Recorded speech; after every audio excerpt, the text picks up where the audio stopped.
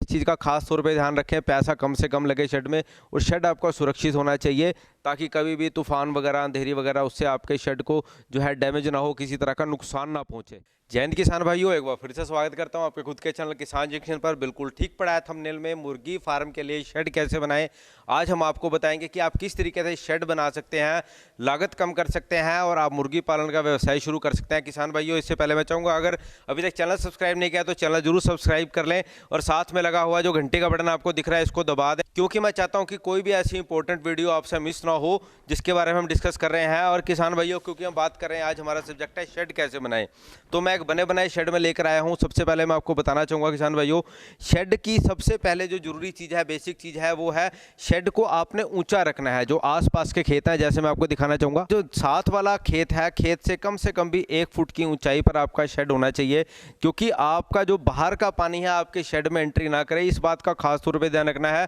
जितनी ज़्यादा ऊंचाई होगी उतना अच्छा होगा, क्योंकि वेंटिलेशन में भी प्रॉब्लम नहीं होगी। इस बात का सबसे पहले खास तौर पे ध्यान रखना है। जब भी आप शेड बनाए तो शेड बनाते समय आपने इस चीज़ का खास तौर पे ध्यान रखना है, जब आपका साथ वाला खेत है आपके शेड की ऊंचाई उससे ज़्यादा होनी चाहिए। इसके बाद स्टेप नंबर 2 आता है किसान भाइयों।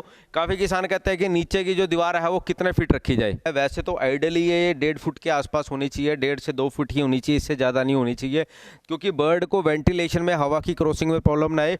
तो नीचे से ज़मीन से आपने वेरी करना है कि आपने जो हाइट रखनी है वो कम से कम रखनी है। अगर 1 फुट से 1.5 फुट रहेगी तो वो आइडियल हाइट है। इसके बाद बात करते हैं जाली की, या आप बात करते हैं पिलर की। तो पिलर आप अपने बजट के अनुसार, अगर आप इसे पक्का बनवा रहे हैं, आप इसे इस तरह के ईंट के खंभों से भी बनवा सकते हैं, आप बीच में सरिया वगैरह डाल के बना सकते हैं, या इसके अलावा आप इसको सस्ते तरीके से बनाना चाहते हैं तो आजकल लोहे के पाइप वगैरह मार्केट से पुराने मिल जाते हैं, लोहे के पाइप लेकर भी आप इसे बना सकते हैं। तो पिलर आप ऐसे बना सकते हैं। इसके बाद जाली का खास तौर पे ध्यान रखना है, जाली मजबूत होनी चाहिए ताकि कोई जानवर जो है बाहर से आपके फार्म में आना आ सके अंदर और बर्ड को अटैक ना कर सके। इस चीज़ का ध्यान रखना है। जो जाली हो वो बहुत मजबूत हो, क्योंकि जाली मजबूत होनी चाहिए ताकि आपके बर्ड को किसी तरह के बाहरी जानवर से खतरा ना हो, कोई नुकसान ना हो। इसके बाद स्टेप नंबर 3 आता है किसान भाइयों, वो है शेड। तो शेड की मैं बात करता हूँ, आप अपने बजट के अनुसार कैसा भी शेड बना सकते हैं। काफ़ी किसान भाई जो है आजकल ये जो सीमेंट की चादर का है, ये पिछले काफ़ी समय से रुझान में है, सीमेंट की शेड डाल सकते हैं। सीमेंट की शेड डाल के आप इस तरह से एंगल लगाकर कर सकते हैं, या आप छोटा फार्म बना रहे हैं आप इससे कम कैंची लगाकर भी कर सकते हैं। सीमेंट की चादर भी पुरानी भी मिलती है, नई भी मिलती है, ये एक नया तरीका है। इसके ऊपर आप फूस वगैरह जरूर लगाएं। जब भी आप सीमेंट का शेड बनाएं, सीमेंट की चादर लगाएं, ऊपर फूस बिछानी बहुत ज़रूरी है, मतलब कि आपके एरिया में कुछ भी सरकंडे वगैरह कुछ भी इस तरह की चीज़ मिलती है। इसके बाद इस चीज़ का और ध्यान रखना है आपने कि जो शेड की हाइट है, वो शेड की हाइट का आपने खास तौर पर ध्यान रखना है। कम से कम भी 12 फीट के 10 फीट के आसपास शेड की हाइट होनी बहुत ज़्यादा ज़रूरी है।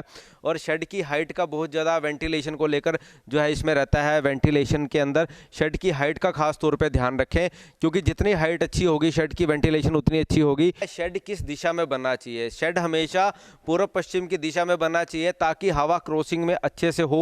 वेस्ट और ईस्ट डायरेक्शन में अगर मैं बात करता हूँ, लंबाई में वर्टिकल तरीके से, मतलब लंबाई में शेड बनाए, जैसे कई जगह पर परवा पछवा बोल देते हैं, हवा अच्छे से क्रॉस हो सके।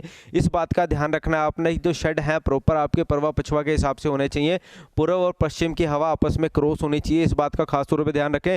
अगर आप दूसरा शेड बना रहे हैं, मैं फिर से आपको दिखाना चाहूँगा, तो दूसरा शेड कम से कम भी आपके एक शेड से 40 फीट की दूरी पर कम से कम होना बहुत ज़रूरी है, क्योंकि अगर इतनी दूरी नहीं होगी तो दूसरे शेड से इस शेड में जो है दिक्कत आने की, क्योंकि हवा क्रॉसिंग में भी प्रॉब्लम रहेगी, कई बार बर्ड में कुछ प्रॉब्लम आती है, तो उस शेड से इस शेड में बीमारी आने में या इस शेड से उस शेड में जाने में जो है बीमारी का ज़्यादा खतरा रहेगा। तो शेड की दूरी का ध्यान रखना है, पूर्व पश्चिम का ध्यान रखना है। इसके अलावा बात करते हैं लंबाई, मैंने आपको बताई लंबाई आप अपने खेत के अनुसार बना सकते हैं। कई जगह पर 100 फीट की लंबाई का बनाते हैं, कई 200 फीट की लंबाई का, कई 250 फीट का भी बनाते हैं।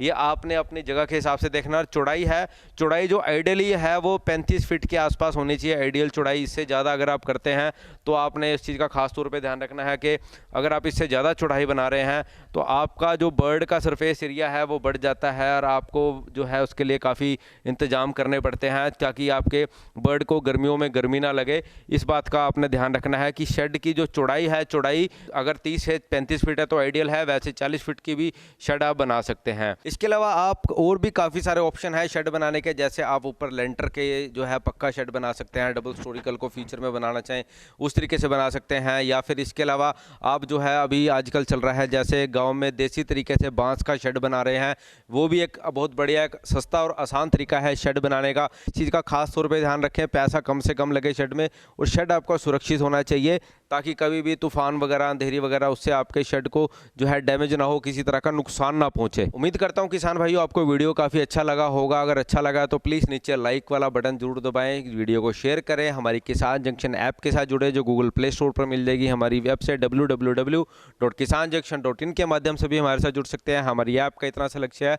पूरे भारत के किसानों को संगठित करें, हमारे द्वारा पैदा किया गया अनाज प्रोड्यूस डायरेक्टली हम फार्मर तक पहुंचा सकें। किसान भाइयों पूरा वीडियो देखने के लिए बहुत बहुत धन्यवाद। जय हिंद, जय भारत।